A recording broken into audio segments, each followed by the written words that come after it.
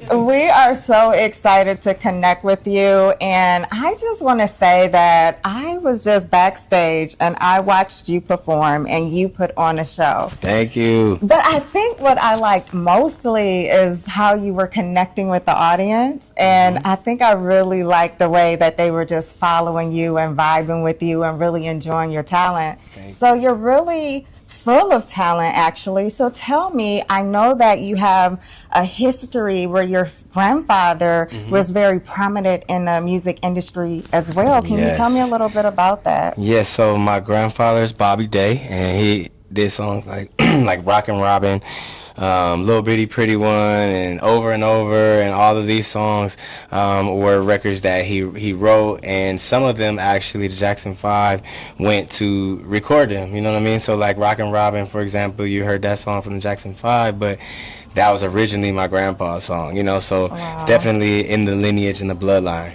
Wow, that's amazing. So I know you're excited, you're back on tour, but I'm hearing that this new artwork is going to have some Afro beats, and I'm excited to hear more about that. I love Afro beats, and when you travel internationally, you're starting to hear it even more. So I'm excited that Africa and the States are united, and we're celebrating the music even more now, right? Yes, I agree. It's definitely something that was important for me. I just got back from Africa, took a trip out there, and was able to perform and, you know, get interviews and TV shows and stuff like that. And it's dope that it was just a vision, and now it is, you know, a reality. Wow, that's amazing. So tell me, was it Legos? Yep, just went to Legos. Okay, I think it was a vibe. I was went hard. on your social media to check out some clips. I'm like, okay, I had fun. I need to visit there. So I did see some of the clips at the back of the performance on the screen, and it pretty much celebrated and highlighted that you're a family man. I like that, you know, just highlighting that. So tell me about your family life. Yes. So family, you know, is definitely the first priority, you know, and it's dope that I have a family that is also so understanding and supportive of my dreams, you know. So when I'm there, I'm fully there, and even when I'm away, you know, they still feel my presence. I like that. And being on tour, being a family man, can you tell us about how you're able to keep that balance? Because I know it has to be very challenging. Yeah, for sure. I think it's just like I said, the partnership. Like even when I'm away, my wife really just holds it down. You know, she's letting him know like, Daddy misses you. You know, let's call him. You want to FaceTime him? So every day I talk to him in the morning when they're on their way to school, and it's just something that I don't know. I'm so used to it, and they're used to it. But if I'm not actually working, I'm at home. So I think that really eliminates and trims the fat for, you know, me to be able to get the most time and maximize on that quality time. I love it. So what are you mostly looking forward to and actually getting from this tour experience? Are you excited? Are you feeling mixed feelings? What's going on? First night is done. I think all the anticipation that built up to this moment it was an uncertainty, you know, but now that I just finished that show, I'm like, oh yeah, this is, you know, we at home, you know, it don't matter where it is, and I've always performed the same, whether it's 100 people or 10,000 people. So for me, I've been practicing like every game was a championship. That's why, you know, we got nothing but wins and victories. Yeah, I noticed that you have an upbringing of being in the choir, and so you have a strong spiritual foundation. Yeah. Tell me how that background, you being in the choir, how that prepared you for your journey in the entertainment industry. Yeah, so man, so in the choir, that was something that I didn't really choose to do. It was crazy. Like even in school, they was like, "Yeah, you in the choir." I'm like, "Don't you supposed to sign up for the choir?" They was like, "Yeah, they heard you sing. They just put you in the choir." And even in church, every Sunday, I'm on the program. I wasn't asking. I was volunteered to sing it. So it was something that I was getting training for, not even knowing. You know, so I'm grateful that the pastors and them was putting me on the program, and you know, they gave me the opportunity to prepare, because now when I get in front of whoever, I'm never fazed because I've sung in a church. That's totally different from people just here having a good time. It's like when you singing at a church, it's not even about you. You remove yourself. You are a vessel. God is singing through you. So I carry that same energy on stage, like, and let God move through me. Wow, I love that. I was looking at the tour dates and I was a little upset that you're not visiting my hometown, Detroit. Man, them people in the comments been killing me. I'm like, yo, it ain't me. Trying to get you to their city.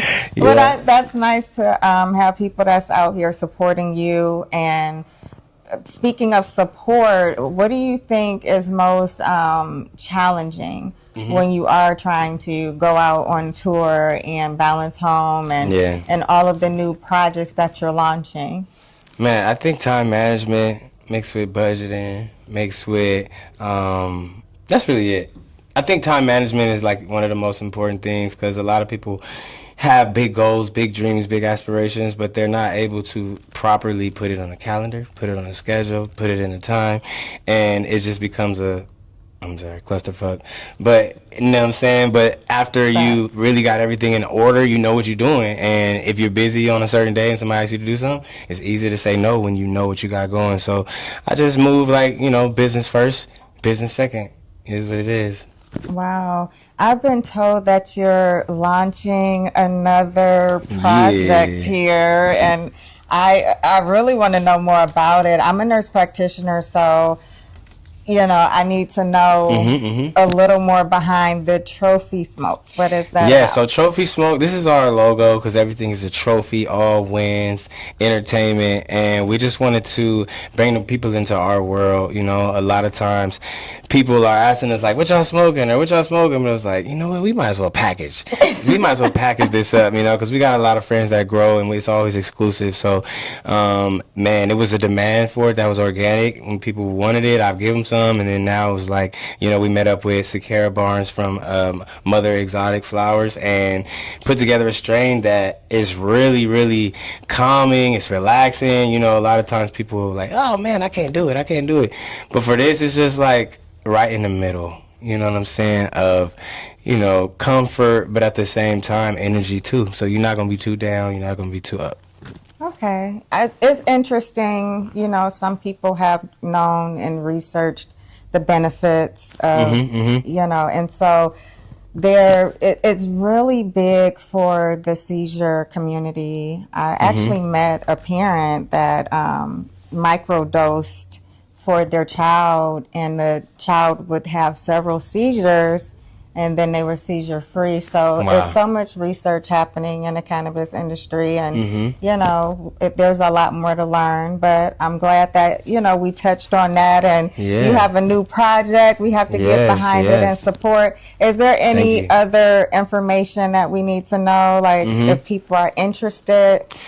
Man, I mean, for now, the tour is the main focus. I'm working on my next album, and it's just it's an exciting time because I'm making everything from scratch.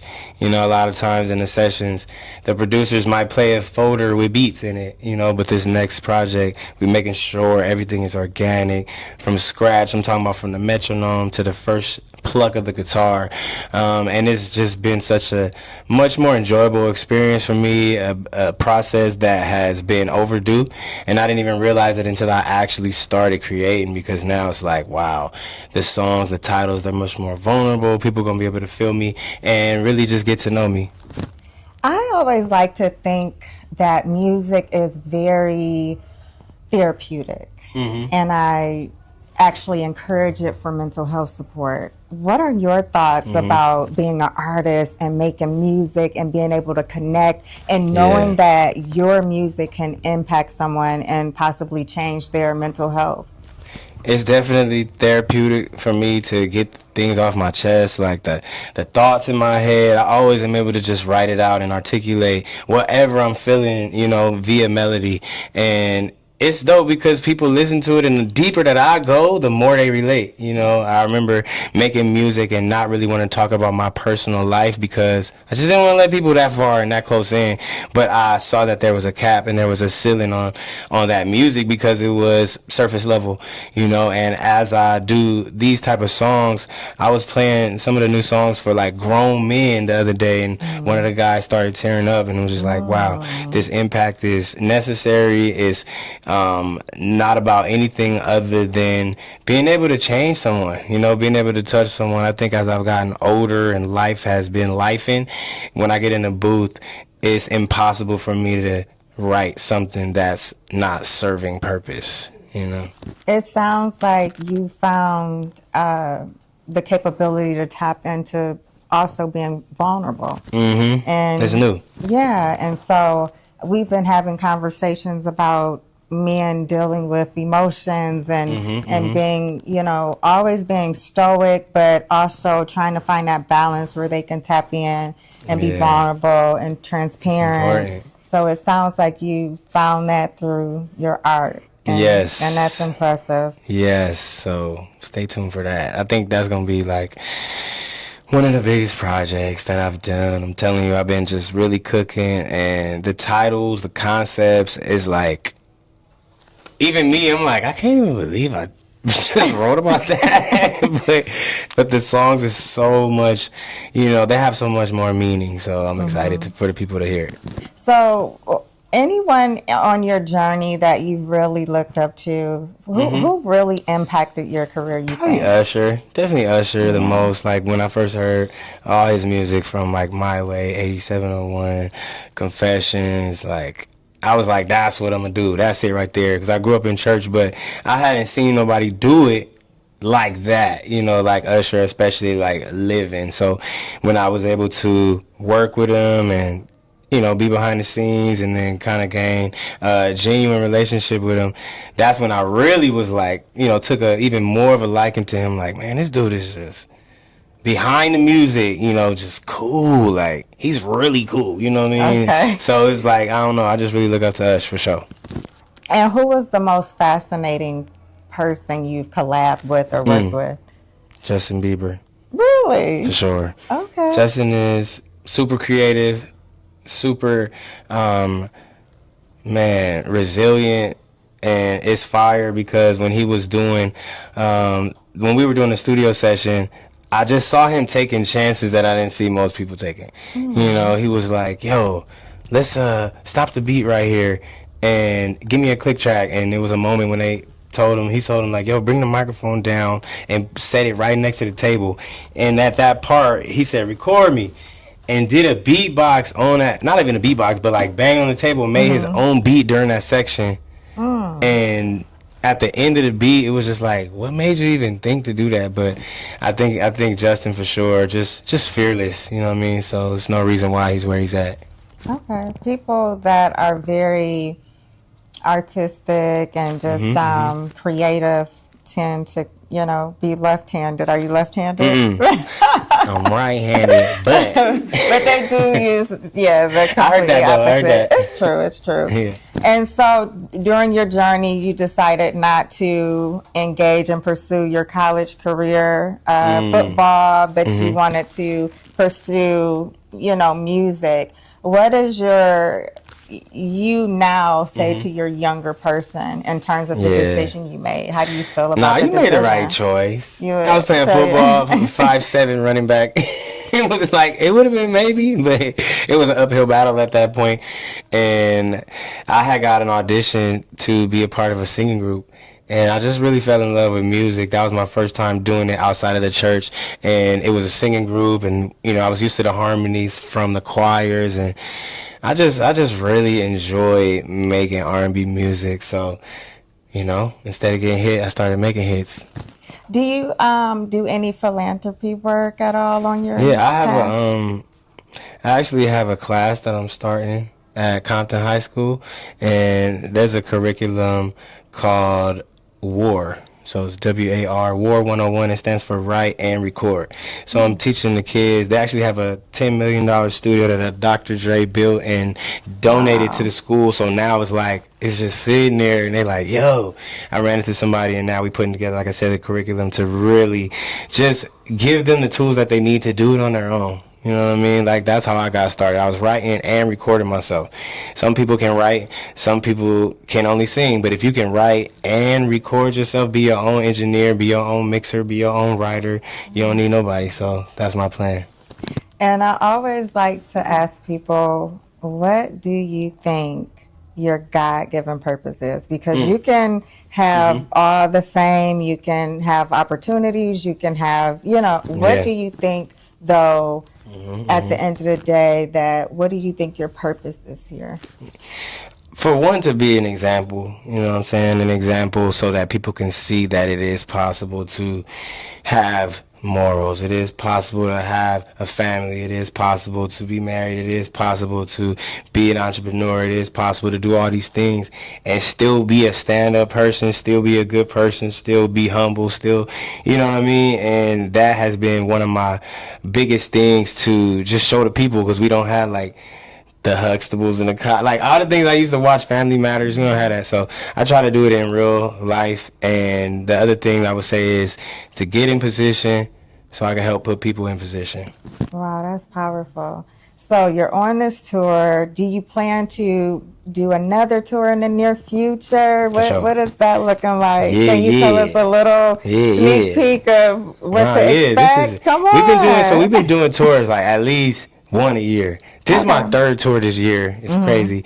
And I know next year we're going to do another one. It's dope because I get to go back and forth. Like the first one I did this year, I was headlining. This one I'm opening. So I get to see the different perspectives of the artistry, and as the headliner and as the opener. And man, it's dope. I actually like both. So, you know what I mean? Anytime I'm able to be on stage, it's a blessing. But also you did a lot of songwriting, and then you had to transition into being up front in the open and more of the leading role. How was that? I think it was easy for the people that knew me as a singer, as an artist. When I was dropping mixtapes, a lot of people grew up on the music when I was first starting. But when I was the songwriter, if people were introduced to me as a songwriter first, it's tough. It was tough at first to change their mind, to be like, I'm also, I think because of the stigma and the people that have come before me that say, yo, I'm a songwriter and artist. So people put us all in this box, but I'm like, man, but I was actually an artist first. Like, my original passion is being on stage, and I just got my start from songwriting. So I wasn't opposed to the success. I was like, yo, just keep going. Just keep striking while the iron is hot. And then it just got to a point that I was like, all right. I'll do that. Yeah. That's enough, gang. I need these songs, Okay. So we're going to be wrapping up, but what are maybe top five artists that you would love to work with and collab with? Yeah, all right. So, from LA. So we start with Kendrick. We gotta get one with K-Dot. I want to get one with Jay-Z. You know what I'm saying? I love Jay-Z. Jasmine Sullivan. Come on, I want to get one with Jasmine Sullivan. Who else, man? I mean, Beyonce. Why not? I'm going for the top. You know what I'm saying? We done did a lot already. So keep going. Jay-Z, Beyonce, Kendrick, Jasmine Sullivan. One more.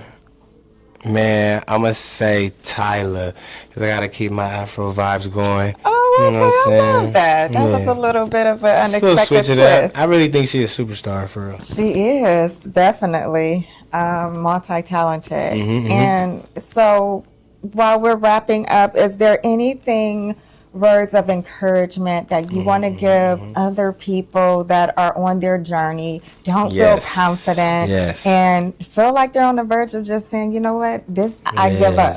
Yes. I would say find a way that you can already implement the things that you wish that you want to do like later. Like things that you feel like are far off goals. It's really not that far if, you can find a way to implement it in your life. Like, I'm literally living my dream life right now, so I think it's up to people to, do the things that they love to do. Literally, like, once you already doing it, the thing that you love to do, you'll feel the success, because if you're literally and truly doing it because you love to do it, then you're doing it for the release and not the result, and you'll be happy. All right, thank you. All right, thank you.